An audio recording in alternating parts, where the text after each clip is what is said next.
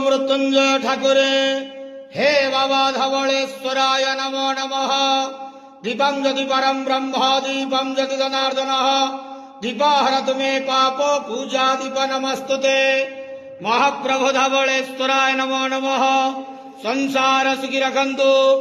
आज ज्येष्ठ मासर शुभ सोमवार रे समस्त श्रद्धालु भक्त मानक आशीर्वाद करंतु।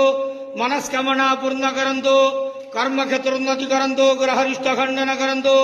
जगतर मंगल करंतु। विश्वर कल्याण करंतु। आपणकर नाम प्रकाश करंतु। सेवकर डाक श्रवण करंतु।